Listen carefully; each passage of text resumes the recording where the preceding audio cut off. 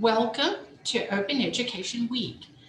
I am Nancy KingSanders, Vice Provost for Student Achievement at Austin Peay State University, and I will be serving as moderator for this session. Today, Ashley Sergiadis and Philip Smith will be introducing you to open educational resources. Ashley Sergiadis is a digital scholarship librarian, and Philip Smith is a teaching and learning specialist at East Tennessee State University. Together, they co-manage the open and affordable initiatives at ETSU. This session is being presented as part of the Open Education Week in Tennessee program put together by the Tennessee Higher Education Commission's Textbook Affordability for Student Success Task Force. Participants' microphones and videos are muted on entry and will remain muted throughout the session to reduce background noise, which may help presenters and participants in areas where internet may be slow.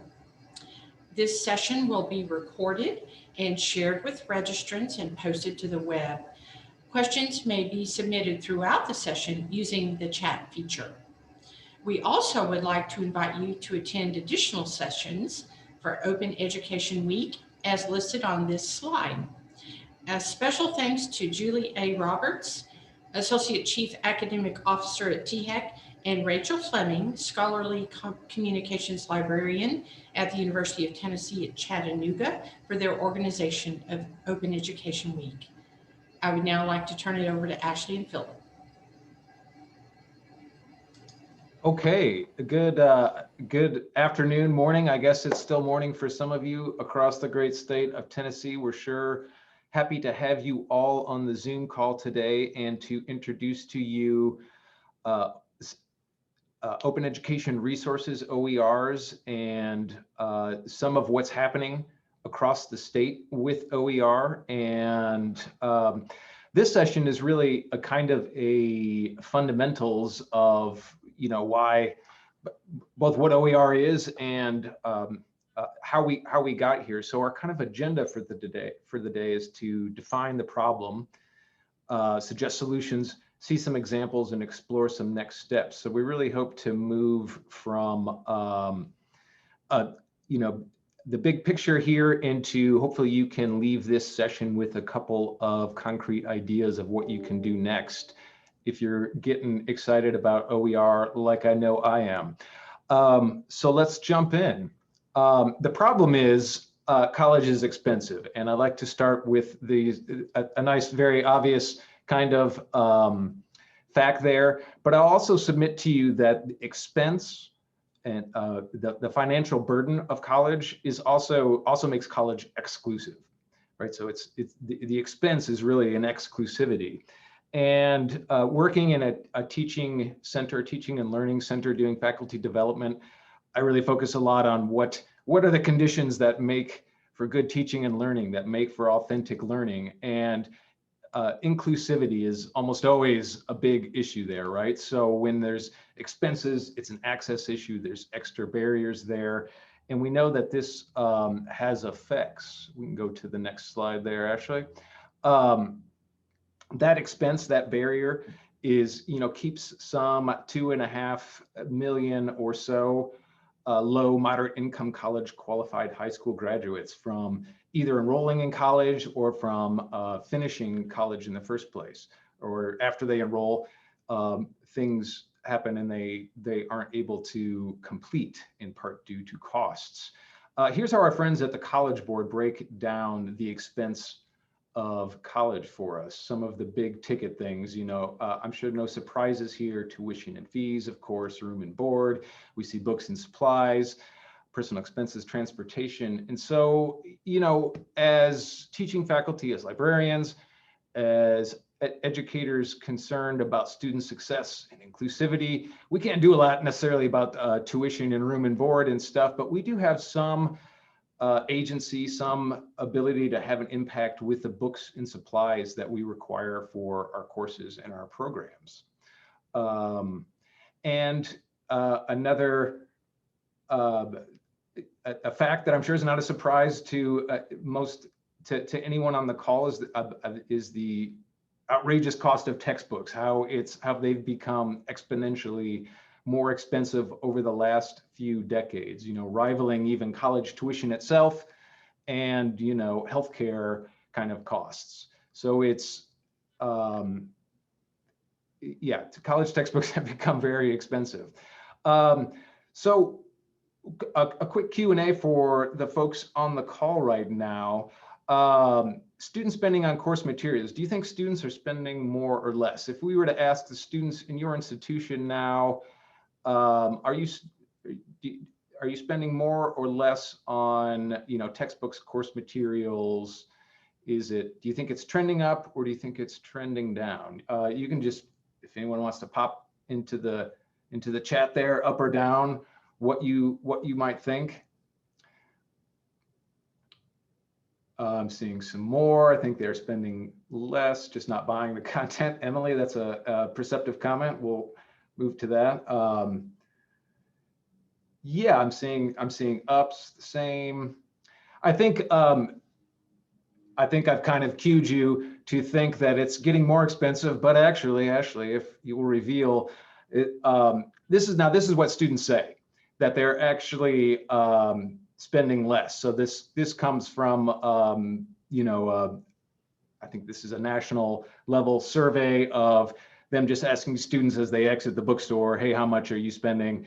And collecting that data, collating it, and we see that it's actually going down. Now, so this is what students say, but I think we're ready for the next slide, Ashley.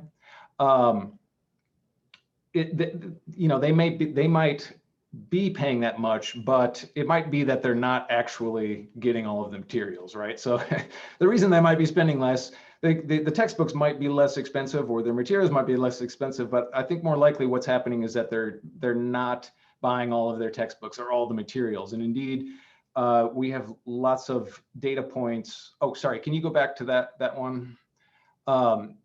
We know that if cost is a barrier, and these are some of the effects that it has. They're not buying the texts, they're taking fewer courses, or not registering for courses altogether, or enrolling and then dropping out once they see. And then we also know that this is having a negative effect on their success. They're earning poorer grades, they're failing courses. And yeah, I think we're ready for the next slide now. And this comes from some local data here at East Tennessee State when we've surveyed students in some of the courses with OER that we've worked with. And though it's heartening to see that the biggest line here is often and always, so most students do purchase these required texts, there's still a substantial chunk there. And I know when I've shared this with administrators and faculty on our campus, that they're very concerned about that. About half the time, students don't actually buy all of the required materials. I think we're ready for the next one. This is more like what they should spend, around $120. This actually comes from Tennessee Community College, data from those students. And so we know that, so there's a gap, right, between what they are actually spending and what they probably should be spending. And how they're filling this gap is either by, doing without the text or some other kind of maladaptive strategy. And it's having a negative effect on their grades, is kind of the long and short of it. And another data point from here at ETSU, we see our students report to us, typically they spend each semester, the largest amount there you can see between $200 and $300. Okay, and so yeah, so it's expensive. It has detrimental effects on all of these student success indicators, getting them through to graduation, certain grades. There's even some evidence that students kind of pick and choose majors based on what they anticipate to be more expensive. So STEM fields where tends to be more expensive textbooks and course materials, that can sometimes be a factor to some students. And students are not just where are they getting this money? You know, most of them, it's coming out of their personal savings. They're scrimping and saving. They're making choices between, you know, choices they shouldn't have to make between their family's welfare and rent and books and all of these things like that. You can go through a couple of these slides here. Ashley, some of our students, we did a tabling event a few years ago, and, you know, just to see that this does have a very human impact on our students that we work with and serve. You know, this student spent some $850. He could have had test fees. Some students, you know, this student could have bought clothes for his daughter, or they could have just saved that money. There's always other things, other expenses for students there. So yeah, I hope you can, I'm sure there's not a lot of surprise in any of these facts and figures, but I think it's important to lay out, you know, what the expenses related to college, the impact that it's having on students. And it's not good. And OERs are just one kind of pressure point that we can help our students out with. I think I'm ready to turn it over to my colleague, Ashley. Yeah, so Phil did a great job describing the problem, and I'm going to go over our proposed solution, which probably comes to no shock, is open educational resources. I wanted to first read this definition of open educational resources from creativecommons.org, and then we're going to go step by step through that definition to kind of deep dive into what OER are. So open educational resources are teaching, learning, and research materials that are either one, in the public domain, or two, licensed in a manner that provides everyone with free and perpetual permission to engage in the 5R activities, which are retain, reuse, revise, remix, and redistribute. And so, like I said, I'm going to go through this definition just to give you a clearer sense of what all that means. So the first part of the definition mentions that OER are teaching, learning, and research materials. That may seem very, very broad, and it's meant to be, because OER is more than just textbooks. Of course, textbooks are part of OER, but it also includes auxiliary materials like PowerPoints and test banks, some of which go with open textbooks and some of which you know, can be used on their own. It includes multimedia, things that students don't have to read, but learn through watching or listening, like podcasts and videos. It includes things that you would assign students, like homework, activities, labs, things that you may have students analyze, like primary sources, including data, images, and just a lot more. So the umbrella of what OER are is very vast. And if we go to the last part of the definition, it mentions that with these materials, you can do the 5R activities. And basically what that means is you can do with what you want with these resources. So you can retain them, meaning you can make and own your own copies. You can reuse them really in any which way that you need to. You can revise them, so customize them for your course, adapt, modify, improve them so it really fits with your course objectives. Remix them. So let's say you found a bunch of different OERs that you liked and you decided that you wanted to combine them to make one great OER for your course. That's acceptable. And then lastly, you can redistribute it. So you can do all this stuff with OER, and at the end of the day, you can share what you've changed, what you've remixed with others, not just with your students, you know, in your learning management site, but also, you know, on the web with all other educators. And the reason you can do all this has to do with copyright. So now I'm going to tackle the middle part of that definition, which mentions that these resources are either in the public domain or licensed for you to do these sorts of activities. With commercial publishing, normally it's copyrighted, which means that if you wanted to reuse a textbook from a commercial publisher, you would have to contact the copyright holder and get permission to use it. You know, that's why you can only use them with fair use. So you can maybe only put a chapter up in your learning management system, but you can't necessarily upload the whole book. You can't edit it and make it customized for your courses. With open educational resources, you can. And the reason is, one, it's either in the public domain, which means that there is no copyright assigned to the work. This normally is the case if it's a very old work where the author has passed away and it's been a certain time, and also with US government works. So you may run across some that are in the public domain.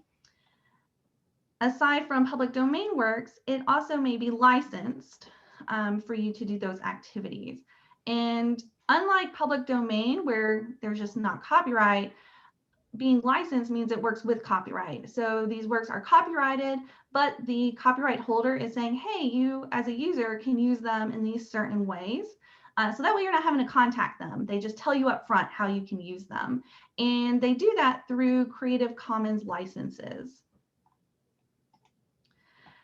And Creative Commons licenses are made up of these 4 symbols in various ways. The first one symbol that you see there is attribution. So that means that when you use these works, you always have to attribute the original work. OER is very focused on making sure that the original creators and works are, getting their credit. And this one is featured on all Creative Commons licenses. The second one is non-commercial. So it would mean that you can't use it commercially. You can only use it for educational purposes, which generally is not a problem for you all here. The third one is share alike. So if you do share this resource, you have to make sure that you put the exact same Creative Commons license that they used on that work. And then lastly, no derivatives, which means you can't edit the work. Now the last one, the no derivatives, isn't really in the spirit of OER. So if you see that on a Creative Commons license, it technically doesn't count as OER because you can't do those 5R activities. But there's usually a reason why they would have that on there. So for example, TED Talks often have no derivatives on their Creative Commons licenses because they don't want someone to slice and dice what the presenter is saying to say something else that they didn't mean in the first place. And so this is what the Creative Commons licenses look like. As you can see, it's those symbols just in different ways. The top left is the most lenient. You just have to attribute it, and then you can pretty much do what you want with the work. But then the bottom right is the most restrictive, where you couldn't use it for commercial purposes and you couldn't edit it. One important thing to note with Creative Commons licenses is you just have to be able to find them. So when you start looking for these educational resources, just scan the website, see if you can find them. And what's great is you don't have to memorize all those symbols. You can click on the license and it will take you to the Creative Commons page and it will explicitly state what you can do with them. So that is, a very deep dive into this definition of open educational resources. And I'm going to turn it over to Phil and he will talk about some examples. Yeah, thanks, Ashley. And I just saw a question come in from Candace. We'll definitely share these slides with you all along with the recording. So yeah. So I'll give you a kind of, so what do these look like in action? I'll give you kind of a brief categorization that we use sometimes talking about OERs of adopt, adapt, and create. And so, building on what Ashley was just saying about the 5 Rs and what you can do with Creative Commons, the simplest one is what we would call an adoption. And this is just essentially like switching out your textbook. So if you were teaching, a gen ed music class here, instead of using a Pearson McGraw-Hill textbook or something like that, you'd switch to this one. Or if you're teaching, entry-level gen ed chemistry, you'd maybe switch from, the Pearson platform to OpenStax or something like that. So what makes it an adoption is you're essentially just adopting a new textbook without really using any of those, without changing it in any way. And so probably most people have seen OpenStax. Is probably one of the most recognizable OERs. They've been around, I think, the longest. So that's adoption, and that can save students a lot of money relatively easily if there's a good OpenStax or OER textbook or something for your course. The next kind of level would be adaptation or adaptation. And this is where you would make some changes to the textbook or resource through the grace of the 5 R's there. So here's an example of a faculty that we worked with on our campus, Wesley Wade, Dr. Wade, who basically took this, text about quantitative research methods for political science and, made a version tailored to undergraduates with applications in the R software or with applications in Excel. So, that's kind of the neat thing about OER is it's not only, the free thing and saving students money, all that good stuff, but it also, as a instructor, you can make these changes just to make your course better, right? To improve your pedagogy. Other ways that you can do adaptations. So, that one before was like the content. You can adapt, put stuff into a different format. So here's an example of a art history professor who undertook this wonderful project of going out to all of these websites and dealing with all of the copyright and Creative Commons with all of these images and putting them into a slide presentation. And was essentially the textbook for this class. So, using those things that way. Contextualizing. So here we have the OpenStax Introduction to Sociology, but we all know sociology is a whole other thing in Canada. So here's the Canadian edition that BC campus put together. So sometimes that's another example of what you can do with adaptation. And then there's creation. So there is just, writing your own textbook, and there are faculty authors out there that undertake OER at this level. And so it'd be OER because you would create it and then you would apply one of these licenses, which would allow other people to, make these kinds of changes and adaptations.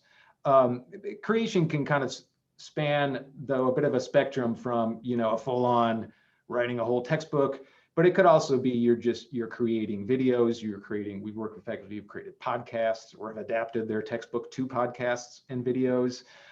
You might just be creating even like slides, assessments, other ancillary kind of materials. So there's really a broad spectrum of stuff that can fit in there. And also say, just to round out this point, when you actually get into your class, every class is unique and has different needs and things. So you can kind of draw from all of these levels of using OER. I think it comes back to Ashley now. So you're gonna tell us how we can get started with it. Exactly. So I'm gonna be talking about how to get started. 3 main steps I'm gonna go over is brainstorm, explore, and implement. The first step when dealing with OER is you want to start thinking about what courses you want to use OER for. And that involves also thinking about what learning outcomes are for that course. That will help you find materials that really fit with the course. You'll also want to think about what type of materials you're looking for. So are you thinking about just switching out a textbook? Are you wanting to, engage your students in multimedia like podcast or videos? Are you just kind of seeing what's all out there and you want to pick and choose from that? That will help when you're searching.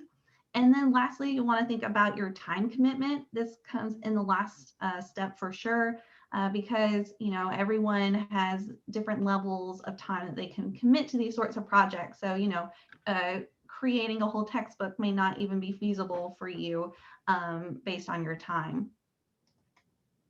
The second step is to explore. You really want to see what is out there for your courses, and that will help determine how you should proceed later on. Unfortunately, there's not one place you can really go to find open educational resources that has, every single thing out there. They're kind of all scattered across the internet, but there are sites online that you can go to that you can search a large number of OERs, or you can search just textbooks to help you kind of narrow down how to find them. And so I would suggest checking out your institution's websites for OER guides. A lot of them will be on the library website, but they may be somewhere else. But because we kind of came from all over, I didn't want to pinpoint to, just one institution's website. So I wanted to suggest just a general guide that you can go to, and that's the Creative Commons directory. And I'm going to put the link out there to it in the chat so that you can find it. And then if you lose this link later, you can always just Google Creative Commons OER, and normally this list will pop up. And it shows you all the sites you can go to find different types of OER.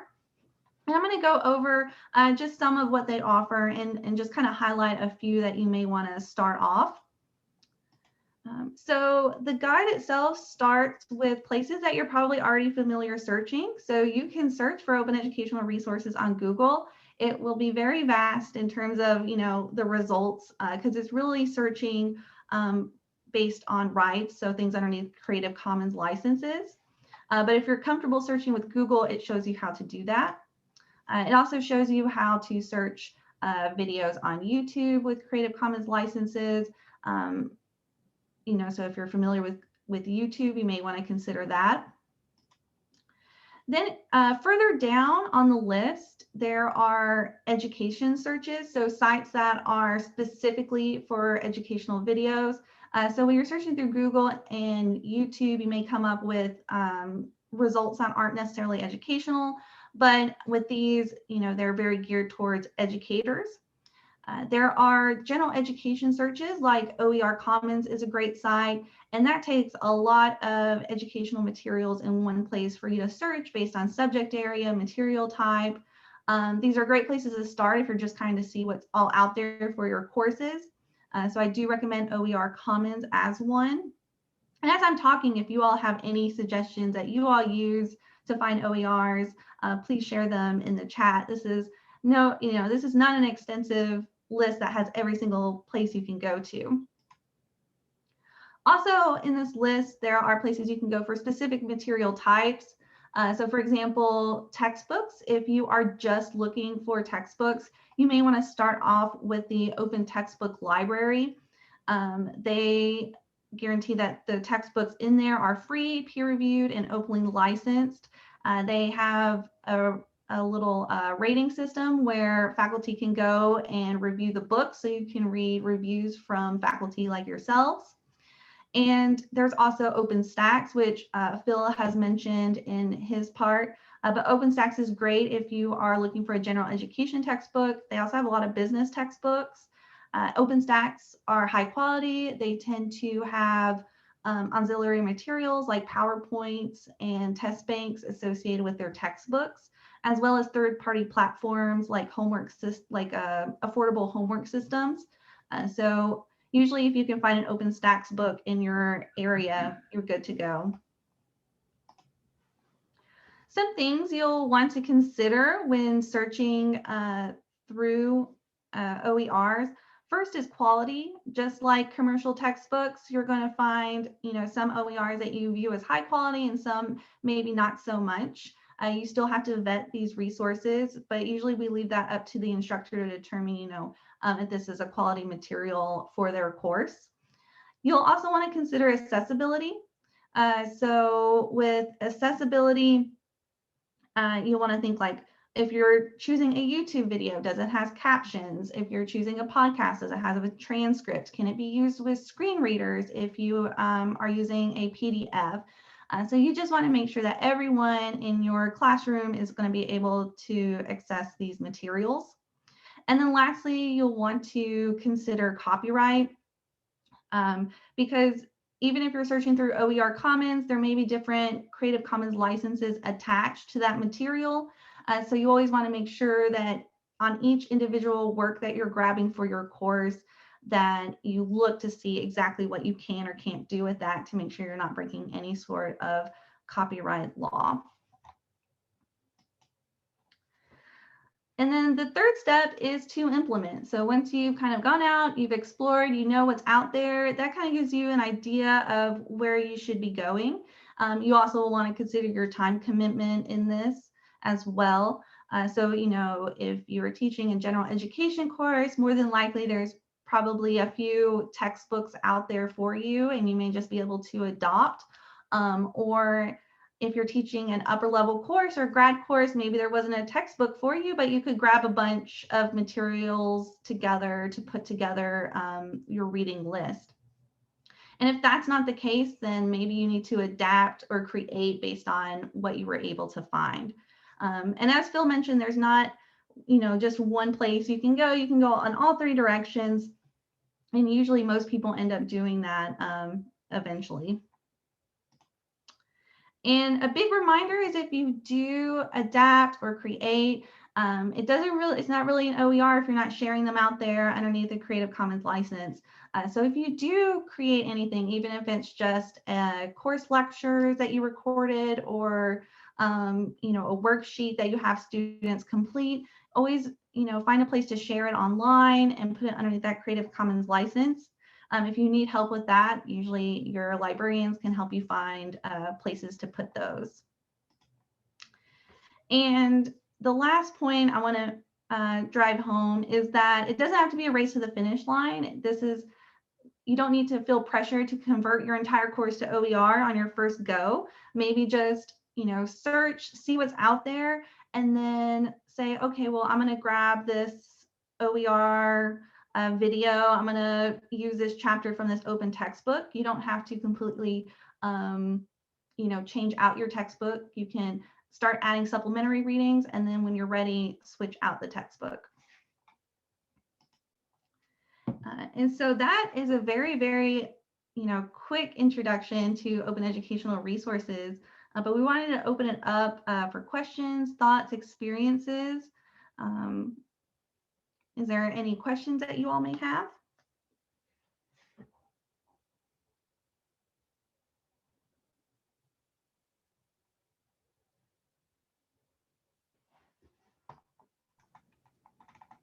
Yeah, either in the chat or we'd be happy to see you hop on the screen if you'd like.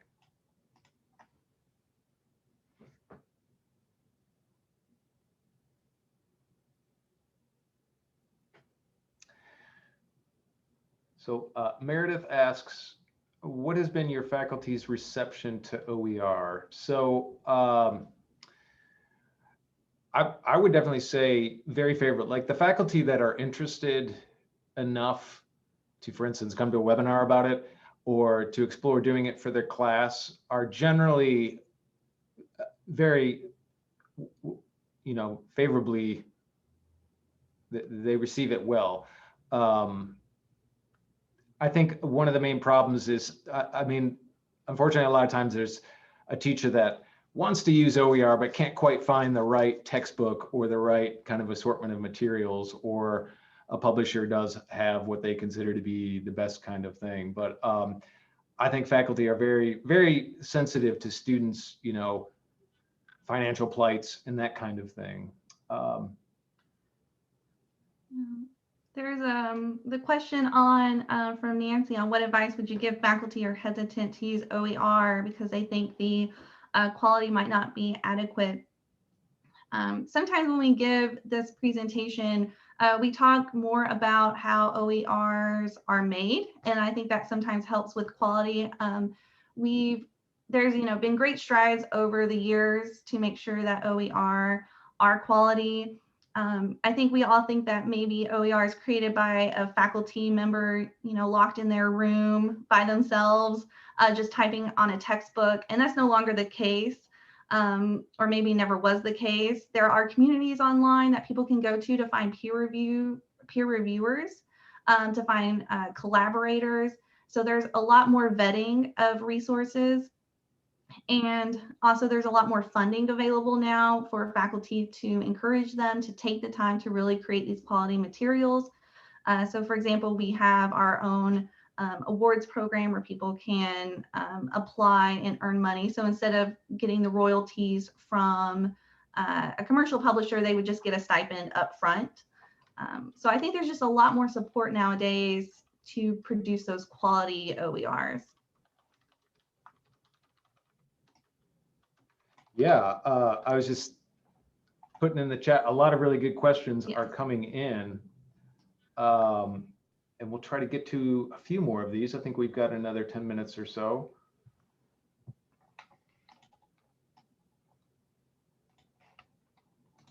Someone asked about cybersecurity certification. I don't know off the top of my head, but I would suggest starting with some of those resources for searching for OER that Ashley recommended, and also maybe contacting if there's a librarian or resource person on your campus that might be able to help you, dig down for your specific discipline. Tim Owens asks, how do you see OER evolving over the next few years as textbooks publishers are changing their offerings to become more economical? Great question. I think there is some evidence, like if you remember that one slide I showed the textbook costs have actually kind of evened off over the last 3 or 4 years.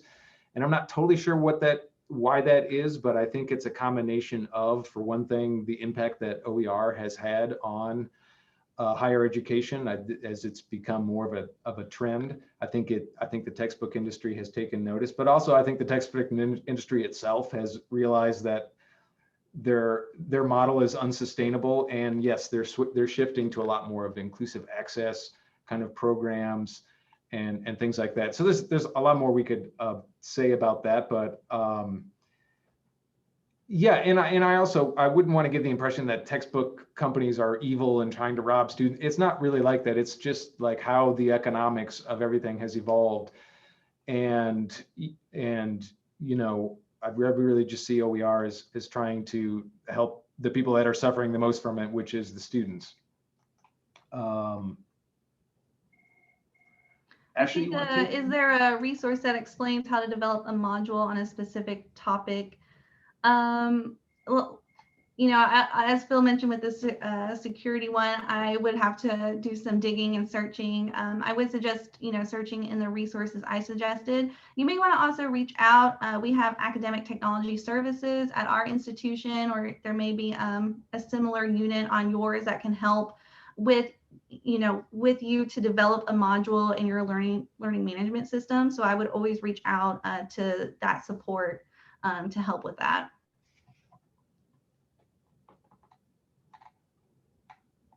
Yeah, sorry, I'm going through these questions.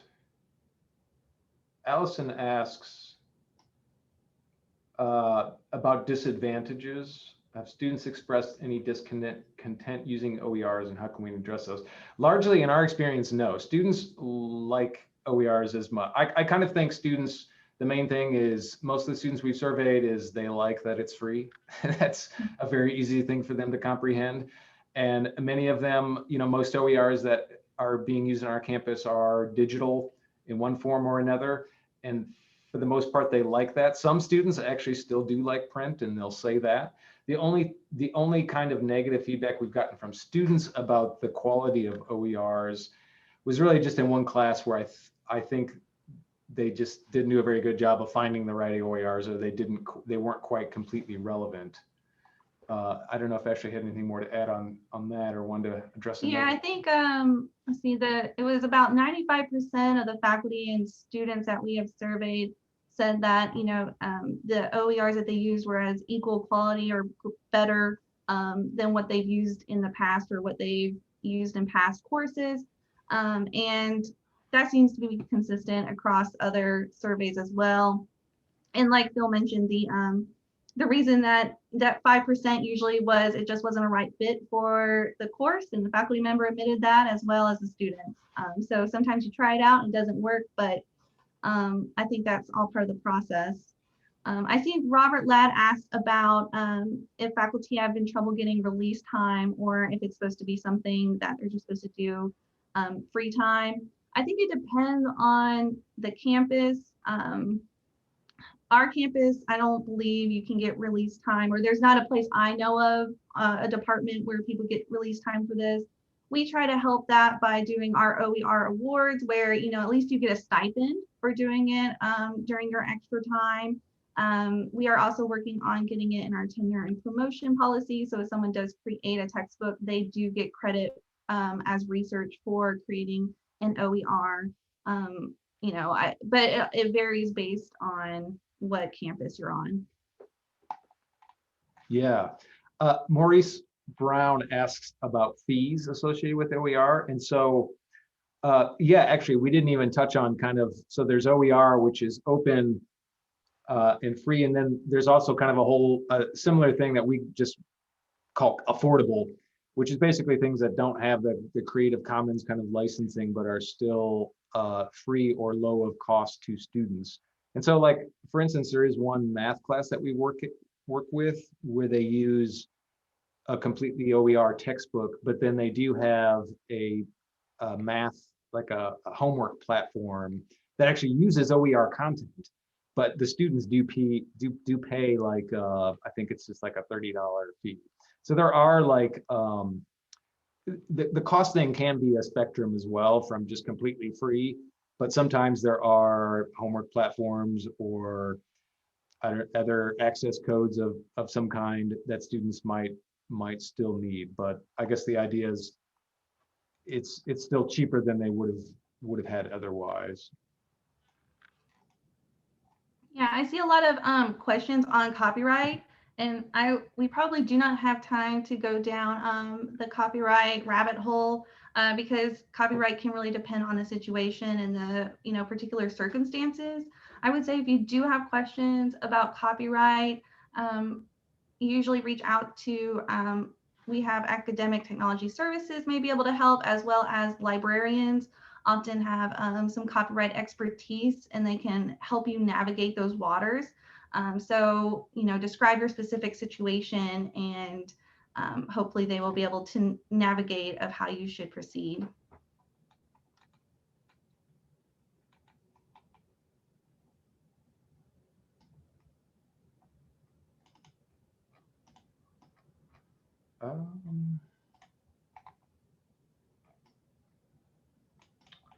Just going back to see if we addressed all of these. Back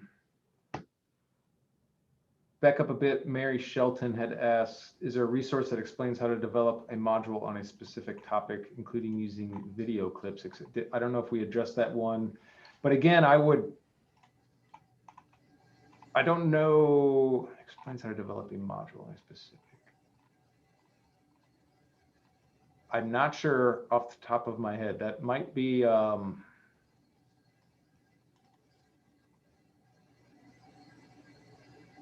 yeah, I would again go back to some of those resources that we mentioned in there, like OER Commons and that kind of thing, to start looking for that. And you might also contact someone on your campus, a librarian or instructional designer, that might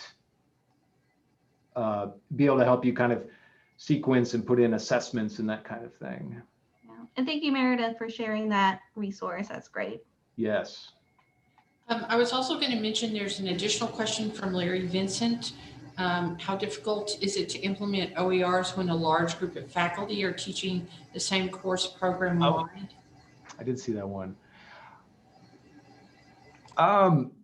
That can go either way. I feel like that's going to kind of depend on the local institutional culture, but I know that we've had experiences kind of both ways, where we've had like we would do we do what we call departmental awards too, where faculty in charge of a bunch of sections, they can apply to do it for all of those. But we've had other ones where just the one section of a large class with multiple faculty or adjuncts teaching it, where just one section would do it.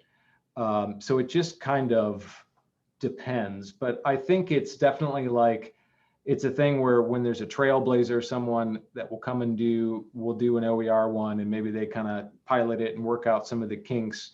I do think that makes it easier then to roll it out to colleagues teaching the same class in other sections. And that's a little bit what we want to do with our program.